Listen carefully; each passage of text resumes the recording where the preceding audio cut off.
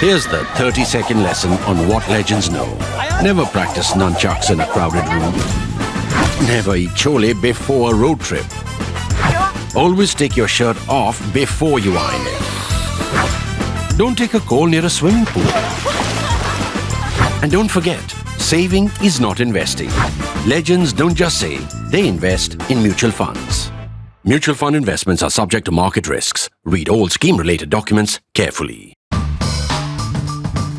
Geert Wilders. Geert Wilders is 61. He is probably the most right-wing leader in Europe today. Each time a right-wing leader rises in Europe now, we think, oh, we've now seen the most right-wing leader in Europe that we've seen in a long time. But each new one actually is further to the right of that. We saw Marine Le Pen in France, who hasn't won power, but she's right-wing, and they talk a certain language. They haven't won power yet. They are hoping now that Macron will be weaker and they'll be able to make bigger gains. But more important, we saw Giorgia Meloni win in Italy. We featured her victory and her politics in a full episode of Cut The Clutter, of which I will share a link with you. And she rode the same horse that populists are now riding in Western countries. That is against Muslim immigrants, against Islam and its practices. All of this is part of the package, part of the buffet. Against asylees, people seeking asylum, against political correctness, against new definitions of gender, against the idea that you can transition from one gender to the other, etc. That's exactly the same language that Putin talks also, except that Putin has no stress about being elected or about being defeated in a future election. These European leaders, however, are beginning to speak that language. So Geert Wilders, if anything, speaks language which positions him to the right of even Giorgia Meloni. The top item on his ideology, it's quite surprising, and that's why it's so newsy that we are featuring it in a full episode of Cut The Clutter. His ideology, the central point of his ideology is anti-Islam. It's to be anti-Islam. We saw another right-wing leader rise just last week in Argentina, that is Javier Milei. His ideology was anti-government, anti the state. He wanted to cut the state to half. In this case, Geert Wilders' ideology is primarily anti-Islam. And that is what his manifestos have been saying since 2006. And I will read some portions of his manifesto to you as we go along. So his ideology, number one, anti-Islam. Number two, anti-EU. In fact, he's promising that once he takes over power, they will order a referendum. They call a referendum, which they will call Nexit, based on Brexit, and hoping to get similar results.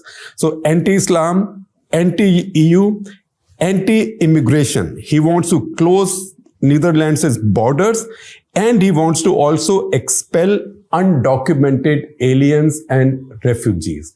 And he wants no more asylum seekers and no more refugees. I will give you some quotes from him. And he says, and I quote him, "We want less Islam in the Netherlands, and we will achieve that through less non-Western immigration and the introduction of a general halt to asylum." That's the new European leaders say. Once again, you see with his rise, who are the leaders congratulating him? So all of Europe's right is now lining up to congratulate him. Marine Le Pen from France, and I quote her again, "This confirms the growing attachment to the defense of national identities. It is because there are people who refuse to see the national torch extinguished that the hope for change remains alive in Europe." Viktor Orban, the usual suspect, the leader of Hungary, who also does not follow the European Union rules on immigration, on asylum, on refugees. He says, and I quote him again, the winds of change are here. Islamic civilization is constantly moving towards Europe. Those whom we do not want to let in will have to be stopped at Hungary's western borders. That he said at a public meeting. Italian Deputy Prime Minister, I haven't yet seen, at least we haven't yet found a statement yet from Giorgia Meloni, although I'm sure this will come sooner than later. Her Italian Deputy Prime Minister, Matteo Salvini, he's hailed the victory of our friend, and obviously acknowledge that it is sort of similar policies. Now, what is Geert Wilders' party? He's far right, anti-Islam, as I told you.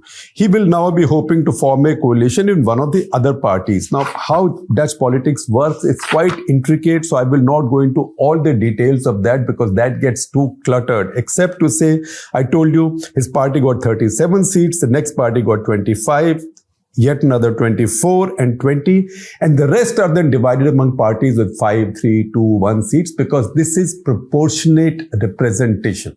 So somebody gets a minimum number of votes nationally, can get some seats allocated according to that. So I'm not getting into details of that. If he has to have power, he has to form a coalition with others. Now, there are those who will go into a coalition with him.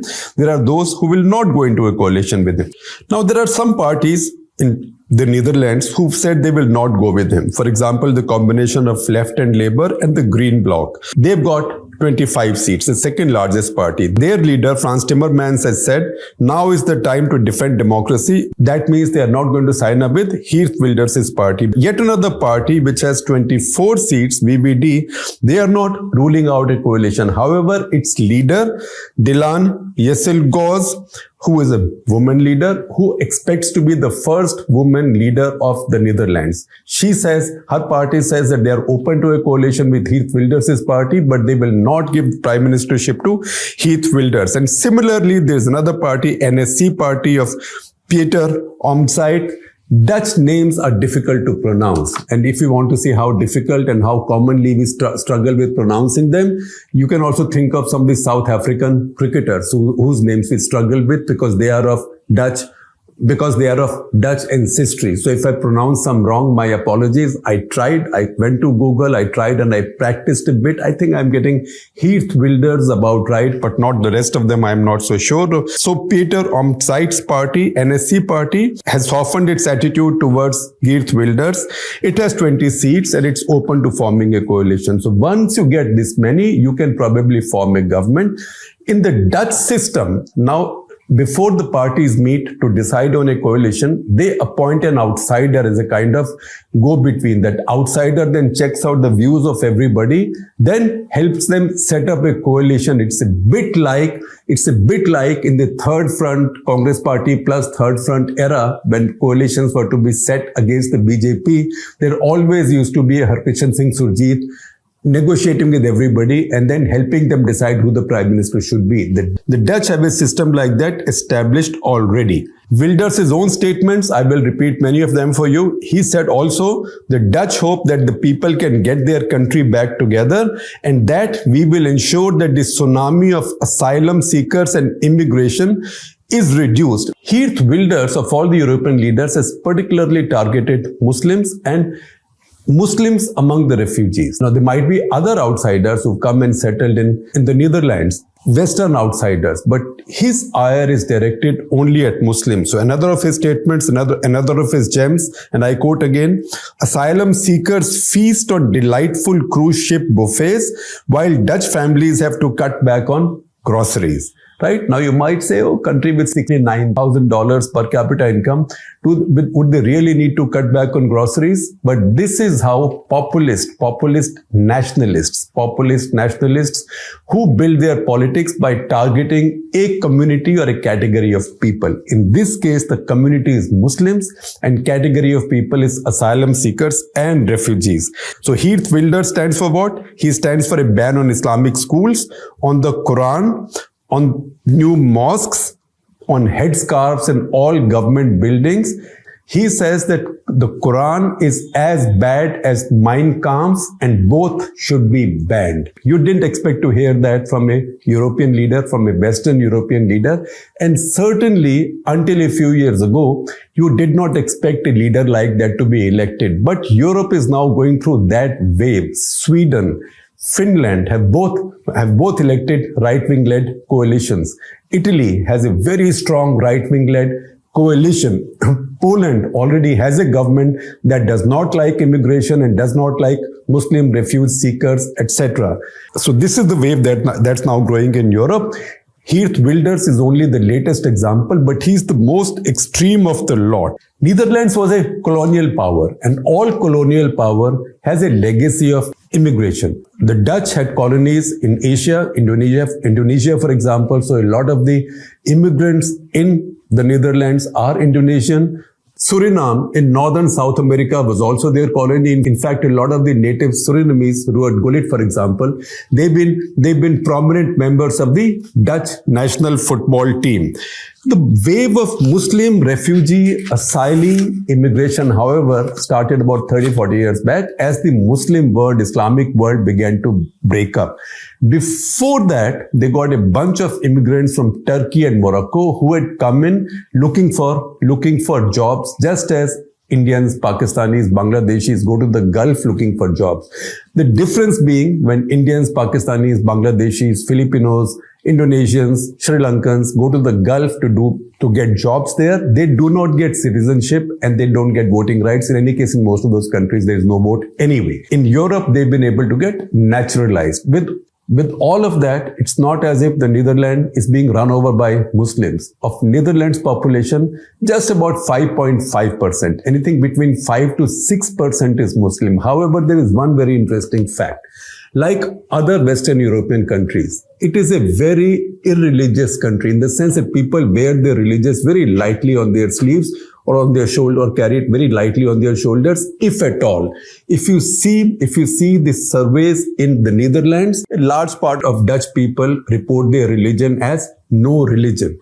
In France, that number might be even higher. That's why when you get even a small percentage of people who are very close to their religion, who look very religious and who look very distinct, it causes a reaction. And that is the reaction and fear that leaders like Geert Wilders then build on. He again tried to ride that mood or build on that mood after 9/11, because there was a debate over integration of Muslims in the Netherlands society.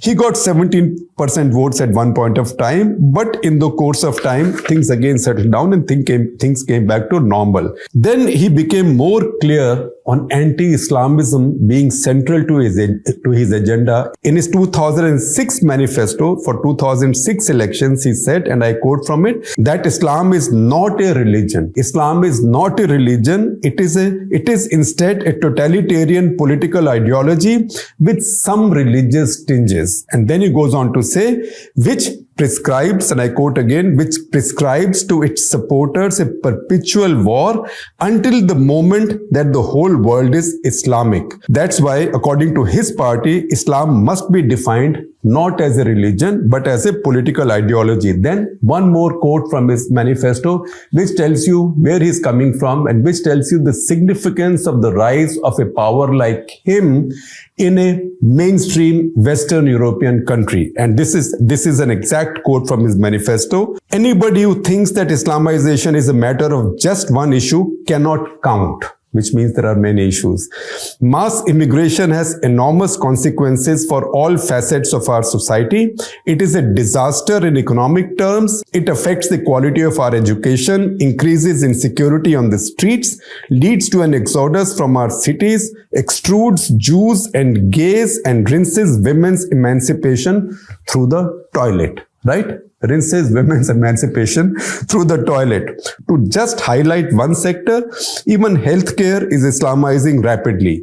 Muslim women who refuse treatment by male doctors, who do not want to be washed by male nurses, Islamic elderly who claim halal food from cooks in their nursing home care workers who have to bring an interpreter with them because the patient only speaks Turkish or Arabic. And who do you think pays for that interpreter? And why is that interpreter necessary anyway? So his is a war on the separate identity of the Muslim immigrants in Europe, in the Netherlands in this case, and his is also a campaign for homogenization. That is the new populism. It has nothing to do with the old definition of what is left, what is right. Many of these populists, in fact, pick up many of their ideas, their distributive ideas from the left. But as far as their right ideology is concerned, they build it on nationalism, religion and also fear of another religion. That is the new ideology. And that's the reason I said that some of these leaders are picking up the most extreme aspects from the left